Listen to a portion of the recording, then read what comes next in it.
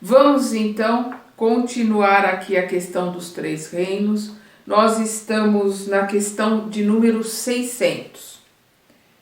A alma do animal, ao sobreviver ao corpo, fica num estado errante, como a do homem após a morte?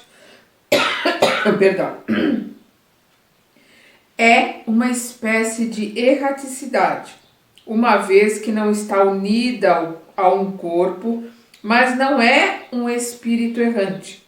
O espírito errante é um ser que pensa e age por sua livre vontade. O dos animais não tem a mesma capacidade. É a consciência de si mesmo que constitui o principal atributo do espírito. O espírito do animal é situado após a morte pelos espíritos que se incumbem disso e ganha uma utilidade quase imediatamente. Ele não tem tempo de se relacionar com outras criaturas. Perdão. O que ele está colocando aqui? É uma espécie de erraticidade? É. Mas como nós vimos na questão anterior, no nosso estudo passado, o animal não tem livre-arbítrio. E a questão do espírito errante, o espírito na erraticidade, vamos lembrar que a erraticidade é a necessidade de voltar, é a necessidade de reencarnar. Isso, nós estamos falando de provas e expiações, nós estamos falando de livre-arbítrio, nós estamos falando de responsabilidades de atos, nós estamos falando de consciência de si mesmo, né, que o espírito tem, e no caso do animal não. O animal ele tem consciência da sua individualidade, mas ele não tem livre-arbítrio, ele não tem essa consciência de si mesmo, porque ele está limitado ali ao seu desenvolvimento enquanto durar aquela espécie, enquanto ele estiver encarnando naquela determinada espécie. Nós vamos ver aqui na questão 76,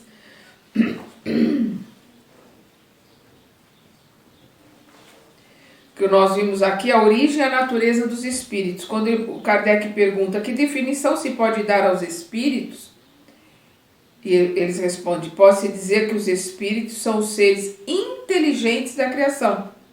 Eles povoam o universo fora do mundo material. Então, o que ele está colocando aqui? O espírito, né? Pode-se dizer que os espíritos, é aqui o espírito com E maiúsculo, né? Com o espírito já na sua individualidade, né? Que vai ter o seu progresso, vai ter o seu desenvolvimento através das suas escolhas. São seres inteligentes da criação. Eles povoam o universo fora do mundo material, porque no mundo material é a alma, é o espírito encarnado. Então aqui ele está colocando que os animais estão numa espécie de erraticidade. É no mundo espiritual? É no mundo espiritual, mas eles não têm esse desenvolvimento, eles não têm o livre-arbítrio e outra, eles voltam quase que imediatamente. Algumas pessoas colocam, né, num simplismo, e não existe simplicidade, tudo é muito complexo, cada caso é um caso. Quando nós estamos falando sobre a criação, nós estamos falando sobre o mundo espiritual, a verdadeira vida, né? Nós não temos o conhecimento aprofundado, nós temos um conhecimento parcial. Então ele coloca aqui, o espírito do animal é situado após a morte pelos espíritos que se incumbem disso, daqueles que cuidam do desencarne e aqueles que cuidam dos espíritos dos animais quando desencarnam. E ganham uma utilidade quase que imediatamente, quer dizer, eles vão reencarnar quase que imediatamente. Eles têm um período curto no plano espiritual e logo reencarnam. Ele, né, o espírito do animal, não tem tempo de se relacionar com outras criaturas. Os animais obedecem a uma lei progressiva, como acontece com os homens, ou seja, os animais obedecem à lei de progresso, de desenvolvimento, de progresso? É a pergunta do Kardec. Eles respondem sim. É por isso que nos mundos superiores, onde os homens são mais adiantados, os animais também o são. Nos mundos superiores, os animais também são mais adiantados do que são aqui na Terra. E dispõem de meios de comunicação mais desenvolvidos, mas são sempre inferiores e submetidos ao homem, sendo para ele servidores inteligentes. Sendo para o homem, né? Servidores inteligentes. E aqui nós vamos lembrar que no capítulo 22 do livro dos Médiuns, tem uma colocação lá do Erasto, que ele fala sobre esses aprimoramentos, né, desse intercâmbio entre o homem e o animal, que ensinam o animal a pegar cartas, né, os passarinhos, os papagaios a falarem, que adestra animais para brincar com bola ou para fazer uma série de outras coisas, que os animais estão ali servindo, né, aprendendo a interagir e a servir com os homens. E aí nós vemos aqui uma colocação do Kardec. Não há nisso nada de extraordinário. Suponhamos os nossos animais mais inteligentes, como o cão, o elefante, o cavalo, dotados de estrutura apropriada aos trabalhos manuais, o que não poderiam fazer sob a direção do homem. Então, os animais mais inteligentes, se eles tivessem uma estrutura e se eles tivessem uma possibilidade de aprendizado, eles aprendem. Tanto é que a gente vê os animais nos circos, a gente vê vários animais fazendo uma série de coisas que são adestrados. Os animais progridem por sua própria vontade, de novo, Kardec está colocando aqui, o que é a própria vontade? É o livre-arbítrio, né? Por sua consciência, coisa que o animal não tem essa consciência. Ele tem individualidade, mas ele não tem consciência. Então, os animais progridem por sua própria vontade, como os homens, ou pelas forças das coisas. E aqui os espíritos respondem, pela força das coisas. É por isso que para eles não há expiação. Não há expiação, porque eles não têm livre-arbítrio. Não têm uma consciência para julgar os seus atos. Porque os atos não são feitos por uma consciência pensante e um livre-arbítrio ali, uma vontade de fazer este ou aquela coisa. Eles seguem uma regra, eles seguem um instinto, é o que ele coloca. A força das coisas, que é um determinismo evolutivo. Então é um determinismo, é um tipo de evolução daquela raça, enquanto aquela raça existir aqui no planeta Terra, aquela raça vai ter uma evolução, essa evolução acompanhada por toda a raça. Não existe, como no caso de nós seres humanos, um desenvolvimento individual pelas nossas escolhas, né? Pelo nosso livre-arbítrio. É completamente diferente. São situações diferentes, portanto, responsabilidades diferentes. Por isso que no animal não há expiação. Mas aí alguém vai colocar, Sandra, e os animais que têm câncer? E os animais que têm uma série de doenças? Nós precisamos lembrar que esses animais, eles estão em contato com os seres humanos. Então, eles recebem as energias deletérias dos seres humanos. Eles recebem os miasmas, né, as emanações ruins, apodrecidas. Eles respiram e vivem na influência dos seus donos, absorvem essas energias, né, boas ou más dos seus donos. As crianças também vão absorver essas energias, o hausto, né, a respiração, a energia que está ali plasmada, materializada em volta dos seres humanos com os quais eles convivem, são afetados por essas energias. Então, esses problemas acontecem com eles por causa das energias e dessa convivência com os seres humanos, e não porque eles tenham um karma, uma expiação, alguma coisa pela qual passar aqui na Terra. Nos mundos superiores, os animais conhecem Deus? Eles respondem não. O homem é um Deus para eles, como outrora os espíritos eram deuses para os homens.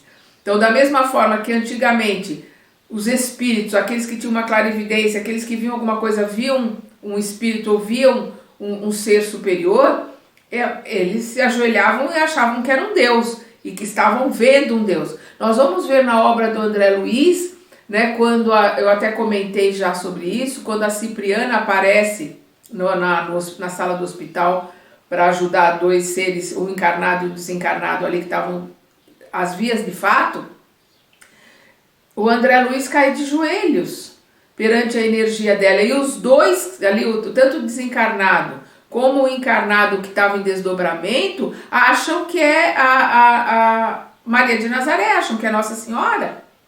Pela luminosidade, pela energia, pela amorosidade dela. Então se põe de joelhos achando que é o espírito superior, mas não tanto quanto Maria de Nazaré, por exemplo. Mas Cipriana é um espírito superior que aparece ali, eles caem de joelhos. Então é o que ele coloca, o homem é um Deus, nós somos um Deus para os animais. Eles olham para nós da mesma forma que nós olhamos para os espíritos superiores. Eles esperam de nós o auxílio para o desenvolvimento, para a ajuda e amorosidade para com eles, da mesma forma que nós olhamos para os espíritos superiores e pedimos ajuda a eles, pedimos a eles compreensão, pedimos colo a eles. Da mesma forma, todos os animais nos olham como se para eles nós somos deuses.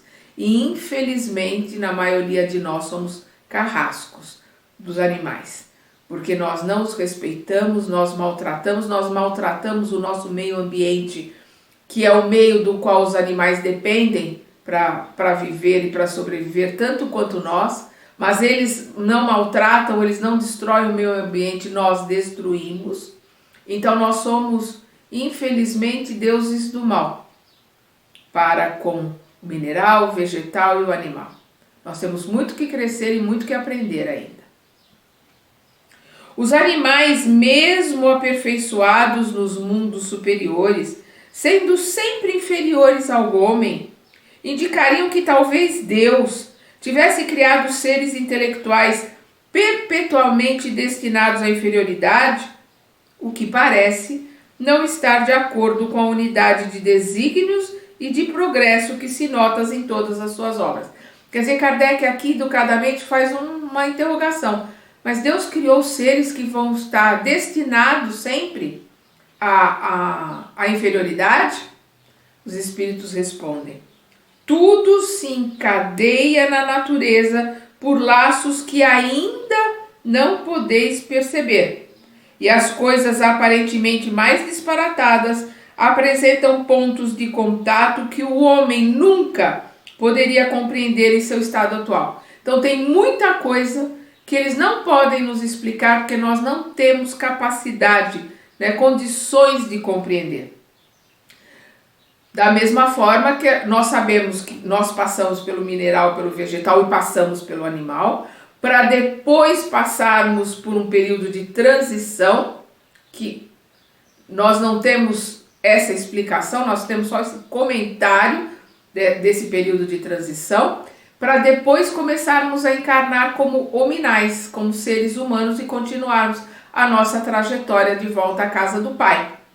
Então, existem muitas coisas, muitos hiatos, muitas brechas em todos esses caminhos de desenvolvimento, que como os Espíritos colocam, nós não temos ainda capacidade de compreensão. Quando tivermos, eles nos ensinarão, eles nos explicarão como as coisas acontecem. Por enquanto, nós não temos condições para entender.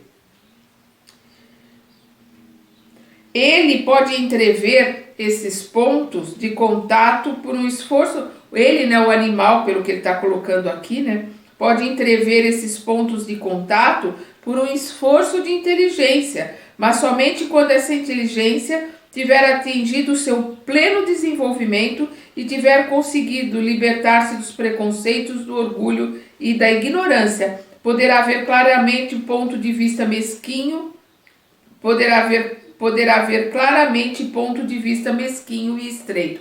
O que ele está falando aqui de nós, não é dos animais? Eu peço desculpas aqui, eu vou pegar desde o começo para não truncar a ideia. Tudo se encadeia na natureza por laços que ainda não podeis perceber. E as coisas aparentemente mais disparatadas apresentam pontos de contato que o homem nunca poderia compreender em seu estado atual. Ele, o homem, né? Peço perdão, ele, o homem, pode entrever esses pontos de contatos por um esforço de inteligência, mas somente quando essa inteligência tiver atingido seu pleno desenvolvimento, ou seja, quando nós formos espíritos elevados, com a capacidade plena de conhecimento e de entendimento de aprendizado, e tiver conseguido libertar-se dos preconceitos do orgulho e da ignorância, quer dizer, estarmos elevados, né? Estaremos livres de preconceitos, livres de orgulho, livres da ignorância. Poderá, né, nós como seres humanos, poderemos, né, ver claramente a obra de Deus. Até lá, suas ideias, quer dizer, as nossas, né, aqui encarnados, espíritos em desenvolvimento, suas ideias limitadas fazem-no ver as coisas sob um ponto de vista mesquinho e estreito. Então nós vemos pelo nosso ponto de vista mesquinho, estreito, com preconceito, com orgulhos e com vaidades.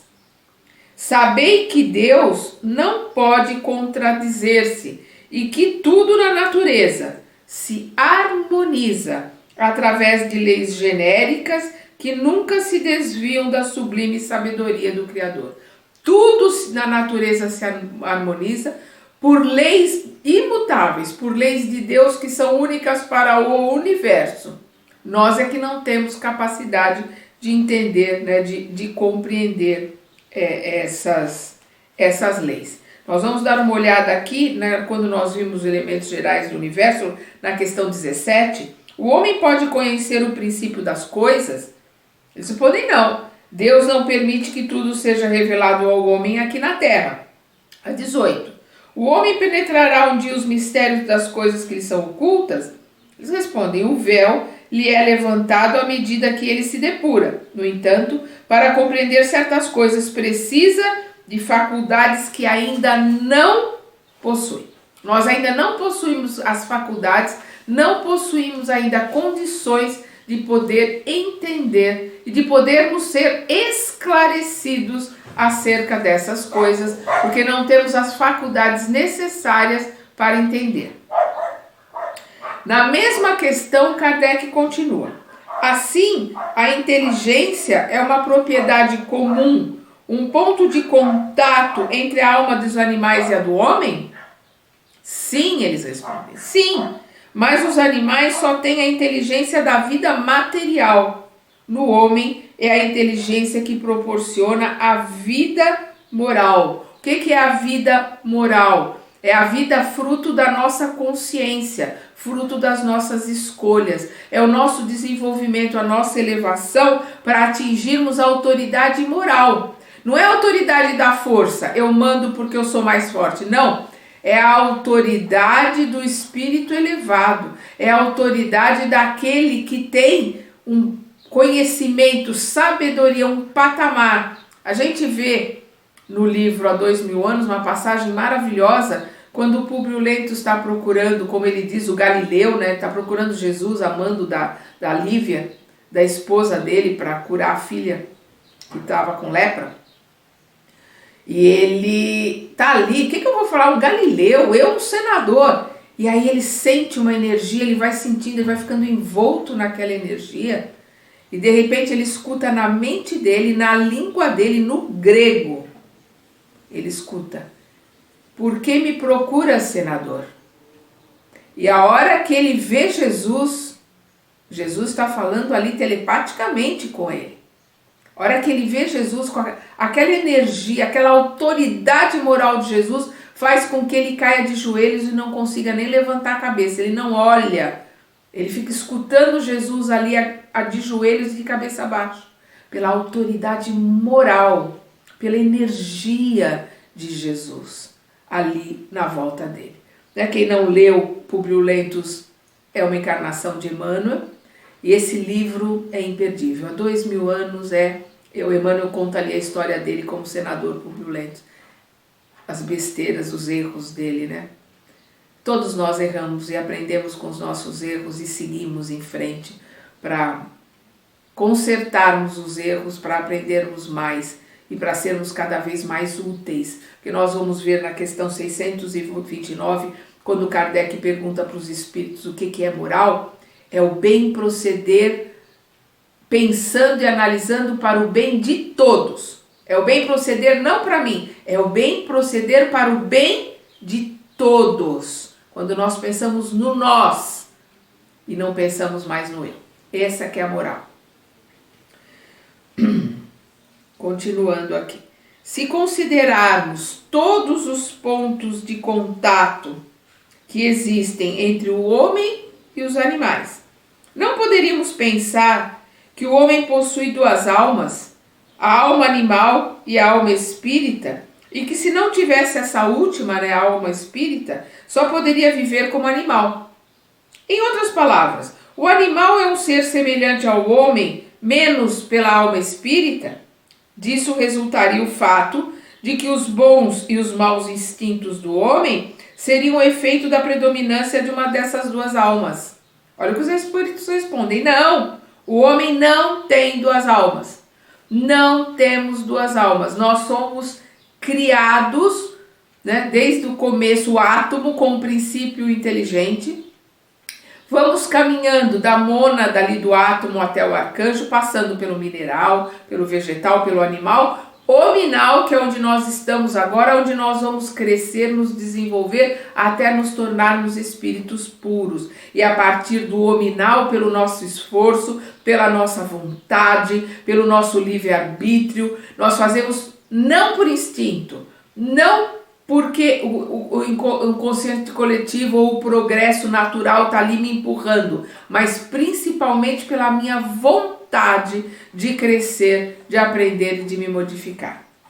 Então ele coloca aqui, não, o homem não tem duas almas, mas o corpo tem seus instintos, resultado da sensação dos órgãos.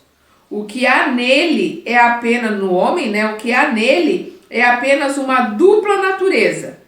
A natureza animal e a natureza espiritual. Através do corpo, participa da natureza dos animais e de seus instintos. Através da alma, participa da natureza dos espíritos, com E maiúsculo. Porque nós trazemos nas nossas lembranças, nós trazemos no nosso inconsciente esses resquícios da nossa vida animal. Nós ainda temos muito instinto conosco.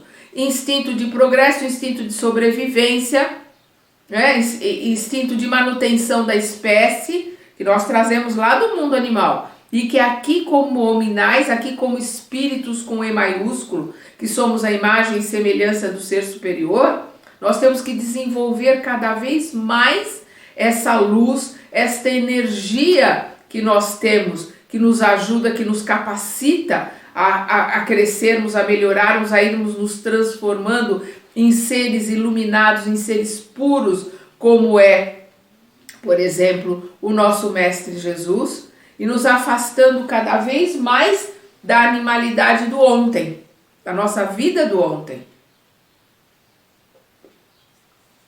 Nós trazemos todos esses aprendizados, essas lembranças conosco, e nós temos que aprimorar, ressignificar. Nós não vamos jogar nada fora, nós não vamos perder nada, nós vamos ressignificar, transformar, aprimorar aquilo que nós temos. Já repeti isso aqui um monte de vezes, mas eu não canso de repetir. Capítulo 121 do Pão Nosso. Nós temos que transformar o lixo que existe dentro de nós em adubo, para adubarmos o terreno onde estamos semeando as boas sementes. Dentro da mesma pergunta, o Kardec continua. Assim, além de suas próprias imperfeições, de que o espírito deve despojar-se, ele ainda tem de lutar contra a influência da matéria? Sim.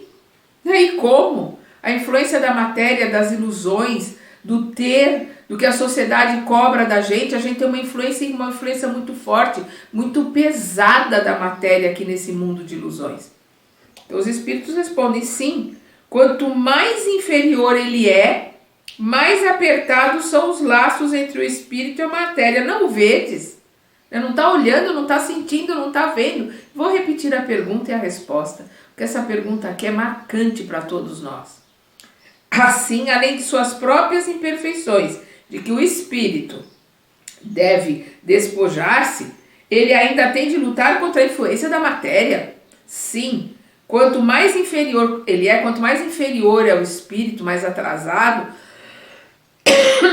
perdão, portanto mais denso, mais apertados são os laços entre o espírito e a matéria. Não o vedes? O homem não tem duas almas, um único ser. A alma é sempre única. A alma do animal e a do homem são distintas entre si, de tal maneira que a alma de um não pode animar o corpo criado para o outro.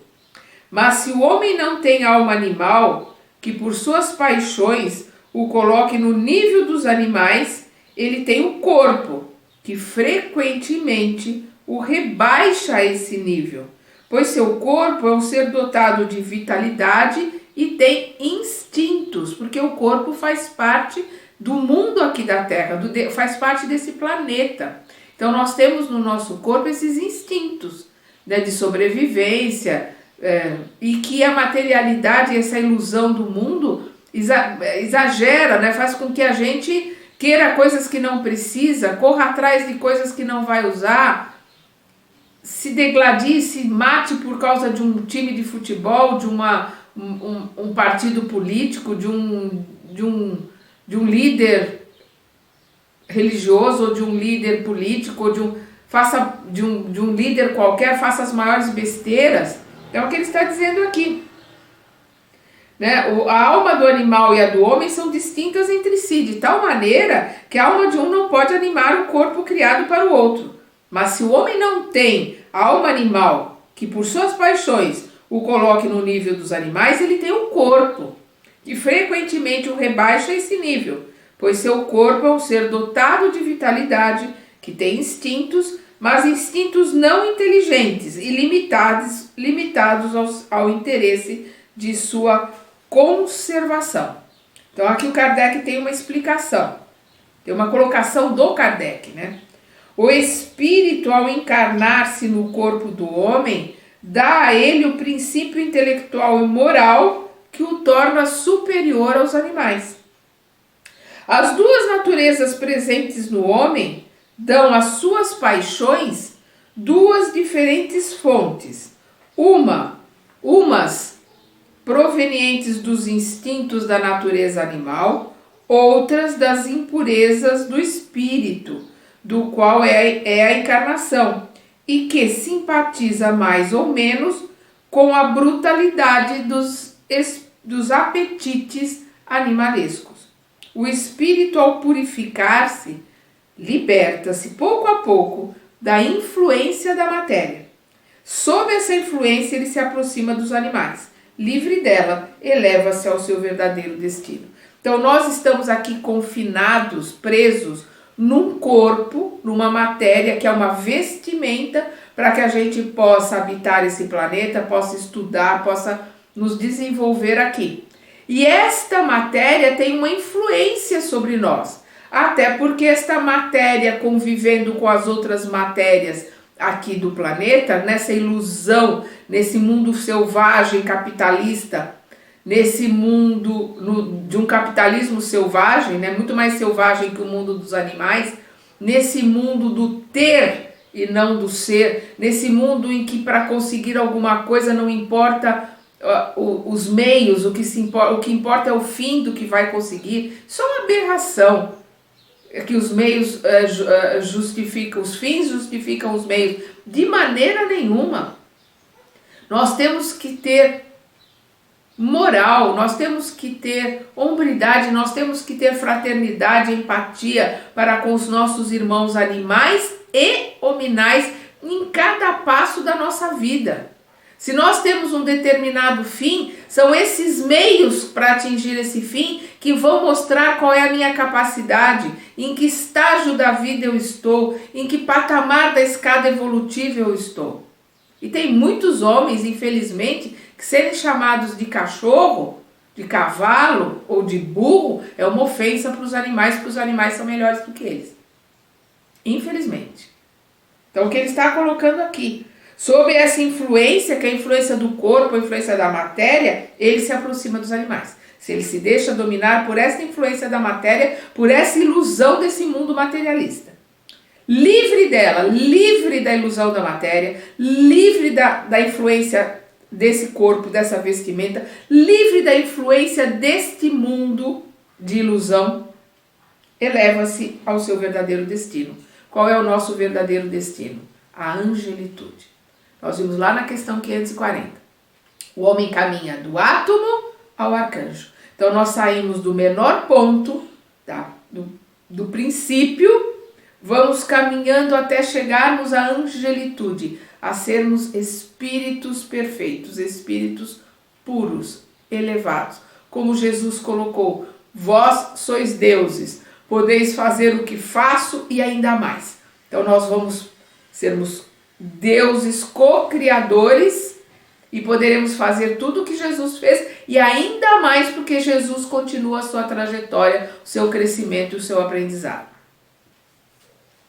De onde os animais tiram o princípio inteligente que constitui a espécie particular de alma de que são dotados?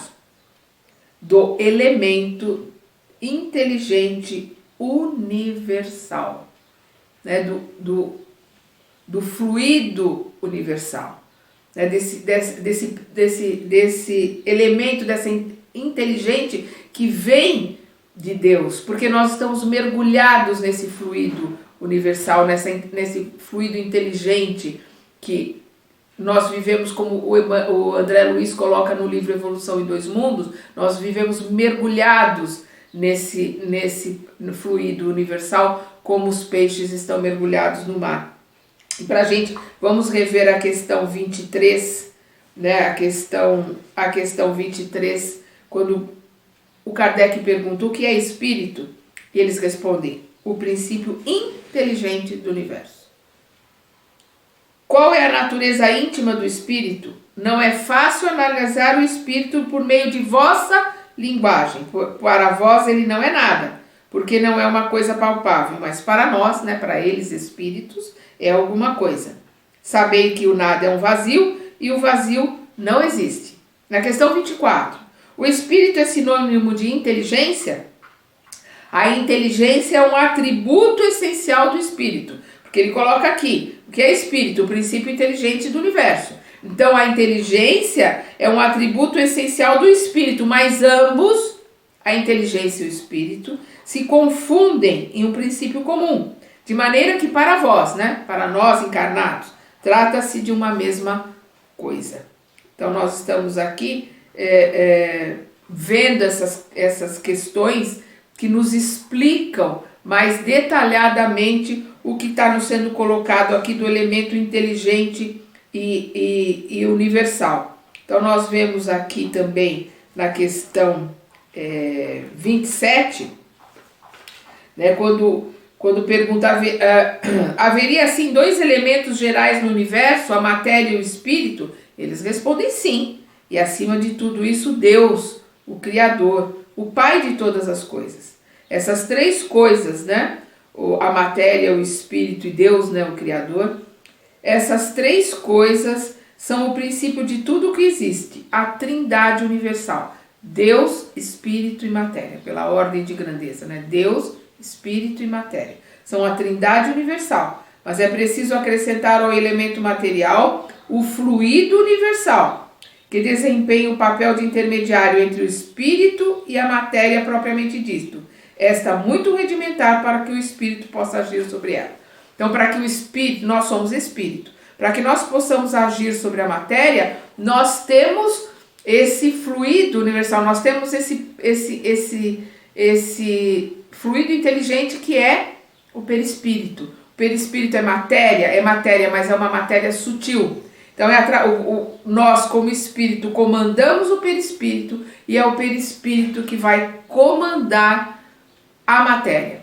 Porque a matéria é muito rudimentar para que nós, como espírito, possamos trabalhar com ela. Então, nós trabalhamos com o nosso perispírito, né, que é intermediário. O perispírito é intermediário entre nós, que somos espíritos imortais, e a matéria, que é uma vestimenta finita que faz parte aqui deste planeta. Então aqui nós estamos na questão 606, quando ele está falando aqui do elemento inteligente universal, e nós vamos dar uma parada aqui e vamos continuar nessas mesmas questões, nesse mesmo assunto, no nosso próximo estudo. Até lá!